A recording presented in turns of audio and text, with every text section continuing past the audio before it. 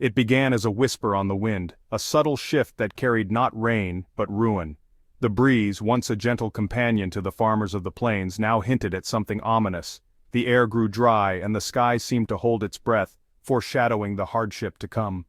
The 1930s opened on a nation battered by the Great Depression. Banks failed, fortunes vanished, and millions were left jobless and desperate. In cities, families lined up for bread, their faces etched with worry and hunger. The American dream, for many, seemed to be slipping away, replaced by uncertainty and fear. But out on the southern Great Plains, another crisis was brewing, one you couldn't measure in stock prices or bank ledgers. It was a slow-moving disaster hidden beneath the surface, quietly gathering strength as the rest of the country struggled to survive. Settlers had come seeking the American dream, believing in the promise of the soil. They arrived with hope in their hearts, determined to carve out a better life for themselves and their children, trusting that hard work and fertile land would reward them. For a time, the land delivered. World War I brought rain and high wheat prices, turning the region into the nation's breadbasket.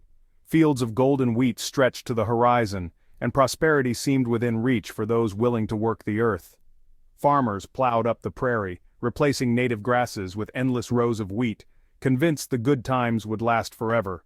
The roar of tractors and the promise of profit drove them to break more ground, transforming the landscape in the name of progress. But the land had its own ancient rhythms. The deep-rooted grasses that once held the soil in place were stripped away, leaving the earth exposed and vulnerable. Generations of natural balance were undone in just a few short years. The Great Depression choked off markets, crop prices plummeted, and then the rains stopped. Farmers watched helplessly as their crops withered, their dreams turning to dust. The land that had once promised so much now offered only hardship. The sky became a brassy dome, the exposed soil dried, turning to powder. Winds swept across the plains, lifting the earth into the air and blotting out the sun. Day after day, the dust storms grew worse, swallowing farms and towns alike. Two American tragedies, economic and environmental, were about to collide. In the cities, hunger and unemployment reigned. In the countryside, nature itself seemed to turn against the people, as dust storms rolled in like an invading army. The stage was set for a disaster that would test the limits of human endurance and forever change America's relationship with its land. Families would be forced to make impossible choices, and the nation would be forced to reckon with the consequences of its ambition and its mistakes. The Dust Bowl story begins with a promise, the Homestead Act of 1862, a bold offer of land to anyone willing to work it, regardless of their background or origin. This act was a beacon of hope, a chance for a new beginning on the vast, untamed prairies of the American West. Immigrants from distant lands, Civil War survivors seeking peace, and restless dreamers all flocked to the Great Plains, lured by visions of lush farms, abundant harvests, and the promise of prosperity. For many, it was a chance to escape poverty, oppression, or the scars of war, and to build a future for their families. Railroad companies and government ads painted the plains as the garden of the world, a place where hard work would be rewarded and rain would follow the plow. These messages promised that the land itself would transform, becoming fertile and green as settlers arrived. Armed with hope, grit, and determination, settlers built sod houses from the very earth they hoped to tame. They endured brutal winters, scorching summers, and relentless winds, all driven by the dream of turning wild grasslands into thriving farms and close-knit communities. In the early 1900s, generous rains and soaring wheat prices during World War I made the promise seem real.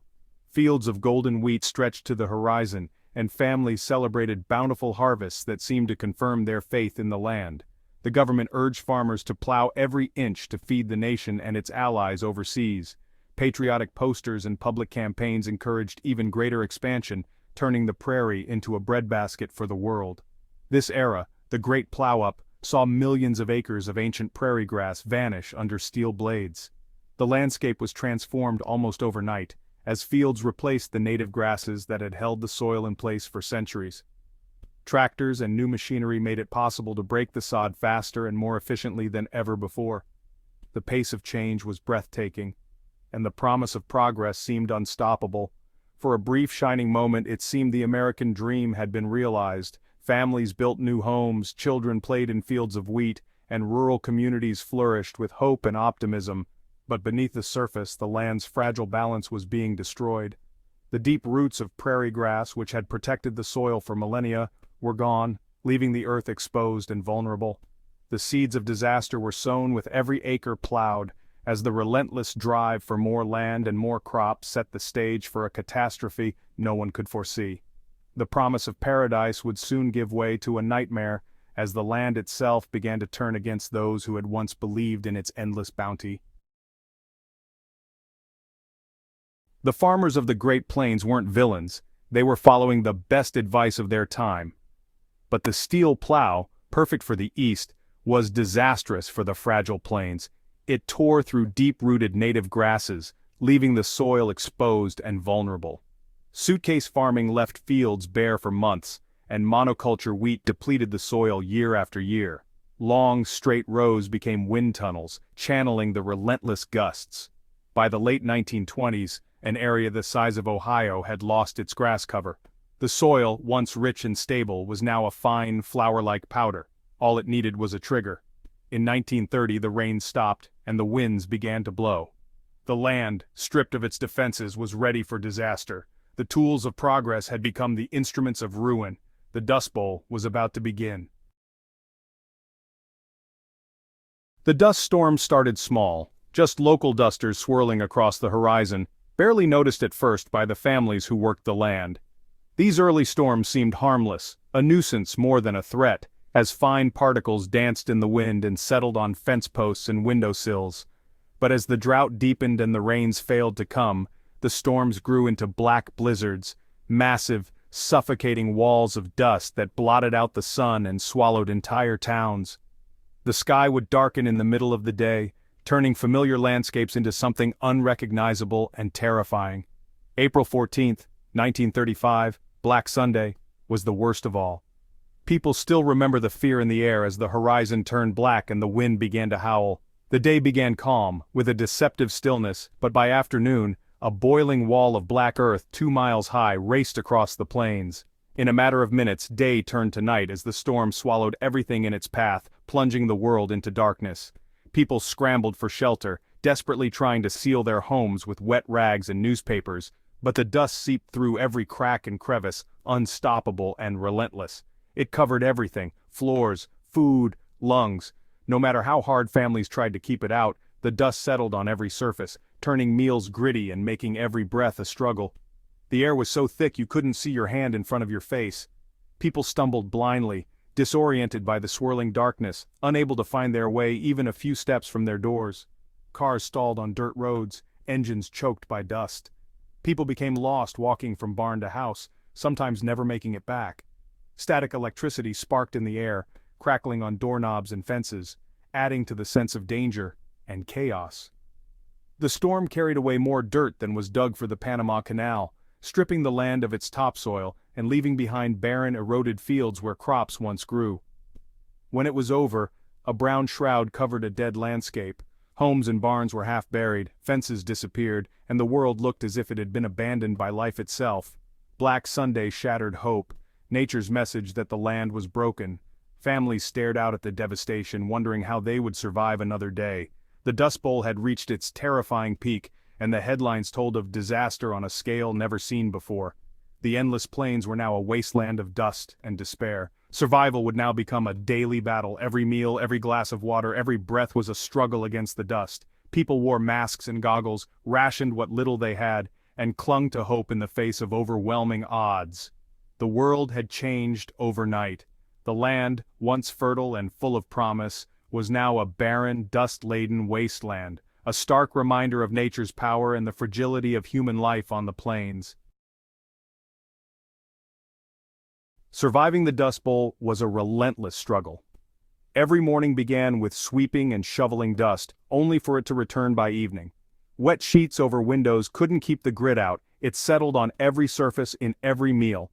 Dust pneumonia became common, especially among children and the elderly. The Red Cross distributed masks, but the dust was inescapable. Livestock went blind and starved, their stomachs packed with dirt. Fences disappeared under drifts, paint was stripped from houses and hope faded with every storm.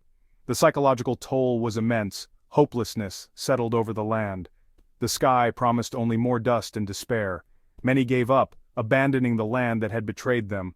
The Dust Bowl was not just a physical disaster, it was a crisis of the spirit.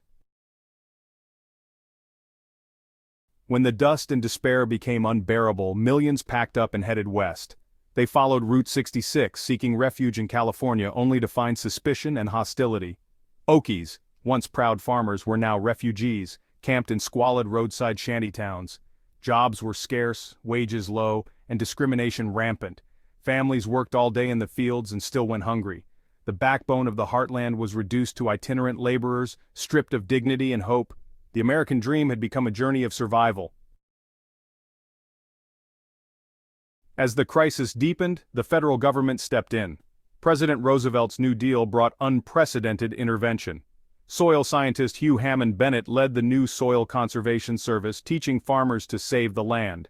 Contour plowing, terracing, and shelter belts of trees became the new tools of survival. The Civilian Conservation Corps planted millions of trees and restored grasslands. The government bought up ruined farmland, creating national grasslands. Emergency loans and crop price supports helped families stay afloat. For the first time, Washington became a partner in both recovery and conservation. The rains returned in 1939 and World War II revived demand for crops. The Dust Bowl ended, but its scars remained. Millions displaced, communities forever changed. Those who stayed learned humility and respect for the land. Sustainable agriculture took root and the lessons of the Dust Bowl shaped a new era. The disaster changed America's relationship with government. Direct relief and conservation became permanent policy.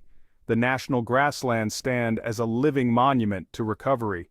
The Dust Bowl forced the nation to see the environment as a system to be protected, not conquered. The pain of the 1930s became a powerful warning for the future.